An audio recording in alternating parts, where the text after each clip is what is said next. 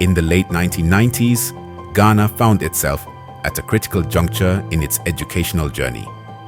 Rapidly rising enrollments, coupled with escalating demands on educational resources, painted a stark reality of overcrowded classrooms and deteriorating infrastructure. As the strain on government resources intensified, students and educators alike voiced their discontent over the introduction of cost-sharing arrangements by universities. This confluence of challenges ignited a fervent call for change, a call that would eventually give rise to an educational financing mechanism. In our days, in 1997, there was new pressure from government and there was pressure from the public as to finding alternative ways of financing higher education and tertiary education. And it was our collective resolve and quest that higher education should never ever be a privilege of the rich, and it should not be accessible only to those who could afford it. The prime principle was to fight that tuition at all levels of education must remain free and accessible. And that we've been able to maintain up to date. Today, in our higher education institutions, tuition is still free. At the time in 1997, whilst government was looking for alternative, sustainable ways of financing higher education, we embarked on a series of actions, a series of demonstrations to protest. And the protest was intended to achieve preserving higher education being accessible to all, regardless of the purse of your father, regardless of the purse of your mother. For us as National Union of Ghana Students, whilst government presented its case, our case was that introduce an education trust fund to complement, not to supplement, to complement the financing of higher education. We demonstrated, but at least we argued that government can introduce cost sharing in so long as an education trust fund was established. That would be a compromise for us to negotiate. I still remember being pelted with water and even juice and handkerchiefs at the University of Cape Coast auditorium.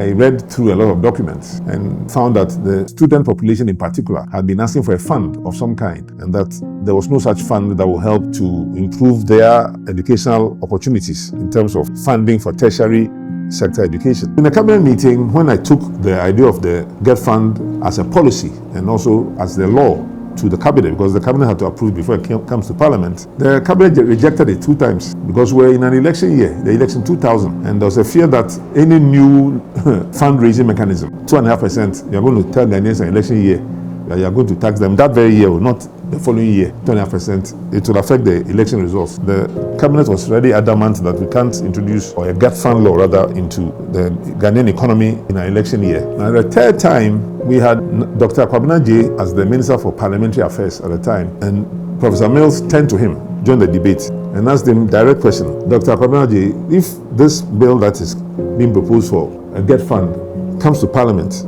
where you are the majority leader, do you think you can mobilize support for it? Kwabena J, who had been a university lecturer, my actually university lecturer in psychology in those days, agreed with Professor Mills. A direct question. He agreed that, yeah, Prof, if this comes, I'm sure I can mobilize enough support for it. And that was what made GETFund possible.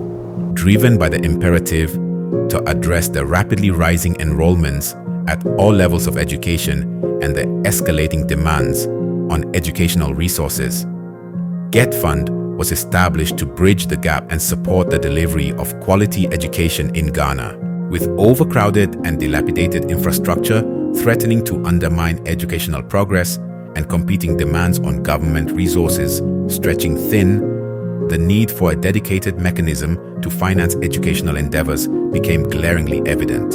Strengthening these other educational institutions to enable them to support education as a whole. And of course, GETFund came along as one of the new instruments that would propel the education system by giving the infrastructure support, by giving scholarship support, laboratories and other vehicles, transportation and things that all schools needed. Now, our universities just lack capacity in terms of academic facility, even lecture theaters, hostel accommodation was a problem. Today, GETFund is providing relief, adequate relief, in supporting higher education, basic education, secondary education.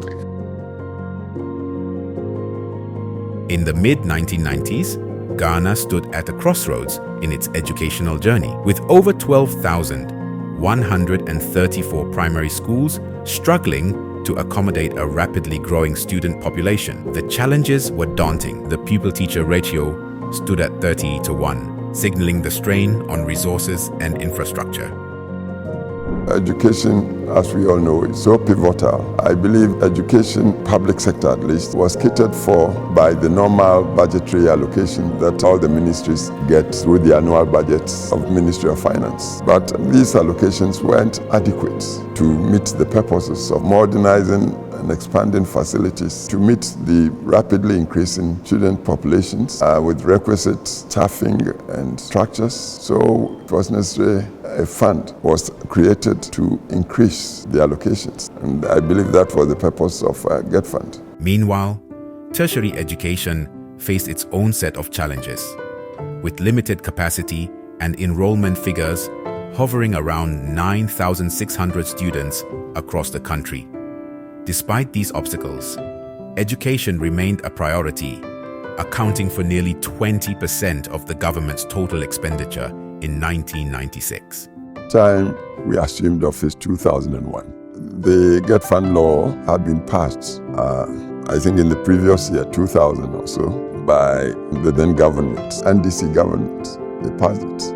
But it was left to us, my government, the NPP government, to implement. We saw the law as good and purposeful. And Ghana's educational landscape has undergone a remarkable transformation, with 21,530 primary schools, 8,850 junior secondary schools, and a growing network of universities and tertiary institutions.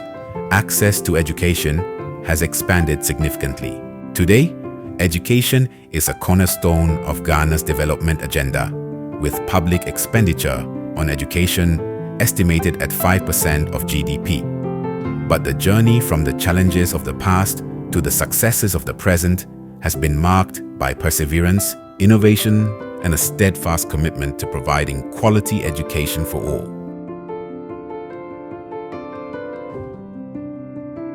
We have no choice but to provide our young people with quality education and lifelong learning opportunities for every Ghanaian. It is the only way to ensure prosperity and to protect our democracy. We are not sparing any efforts to make education in Ghana of the best quality and fit for the needs of the 21st century. In the dynamic landscape of Ghanaian politics, successive governments since the early 2000s have championed various educational policies and initiatives aimed at transforming the nation's educational system. From the free compulsory basic education (F-cube) policy, eradicated initiatives of dilapidated infrastructure and schools under trees, community day senior high school project to secondary intervention projects to support the free senior high school program. These policies or initiatives have reshaped the educational landscape, demanding significant financial support for their successful implementation. The government at the time, under the PNDC and NDC, had been promoting the F-cube, the free compulsory universal basic education policy. So under my ministry, we were putting a lot of emphasis on the first 9 years of education. It had a lot of the funding because of F-cube. Mr. Speaker, the first secondary school was established in Ghana 140 years ago in 1876. Between that date and 2012, the number of public secondary schools established was 526. The 123 schools that are being implemented right now will create almost 200,000 new places in the system, thereby making the Community Day School intervention the biggest ever expansion program in the entire history of secondary education in Ghana. It is because of this program that 16-year-old Apim Shulamite is now the assistant school prefect of the Atta Mills Community Day School in Otuam. Young people have to have options on which career path they choose. And I'm glad to announce that all is set for the construction of 10 state-of-the-art technical and vocational education training centers this year. For far too long, we've preached about the importance of TVET without doing very much to demonstrate this importance. The new TVET centers will be world-class and attractive to assure young people that they are not being sent to second-best options. We're also bent on demystifying science, mathematics, and technology. 10 science, technology, engineering, and mathematics STEM centers are being built around the country to provide support for the introduction of STEM into basic education after the completion of a successful pilot phase. We intend to make sure that no child is denied the opportunity of senior high school education by reason of poverty. Through strategic investments in infrastructure projects, GETFund has addressed critical gaps in educational access, ensuring that students across Ghana have access to quality learning environments. Join us on the part 2 of the GETFund Impact Assessment documentary as we reflect on the journey of GETFund and its role in enhancing educational access. One thing remains clear: its unwavering commitment to supporting Ghana's educational policies and initiatives has transformed lives and shaped the future of generations to come. One thing that I remember about assessing the needs was when my office wrote to about 80% of all the district directorates of education in Ghana, asking them to give us a list of schools, especially primary schools, that were functioning under trees or on people's verandas or in ramshackle structures and things like that. And the response was so great.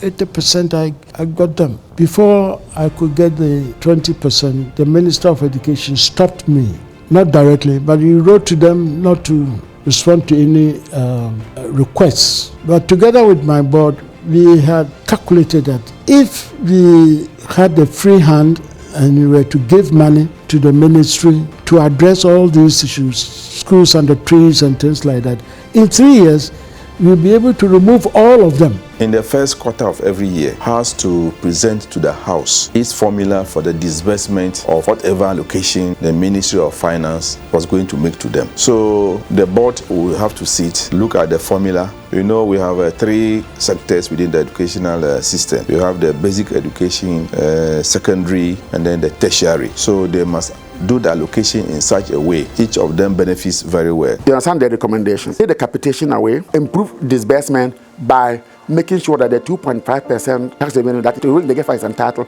is paid directly to the GETFund account so that they can fund their projects. Then a focus of the fund. It must focus on providing facilities and infrastructure that have a direct bearing in the promotion and development of education. For the contractors to be paid their arrears and also move up with a huge infrastructure deficit build-up through the fund, we need more. That's how come we went outside the confines of what the finance ministry can give us, and then we were able to get money outside. The whole focus of the NPP manifesto on education was to improve learning outcomes, to improve the individuals passing through education to become responsible citizens. So we had to do some major consultation with the GETFund. The whole idea was, can we provide all the buildings that we need in order for us to roll out free secondary education? Obviously, the answer was no.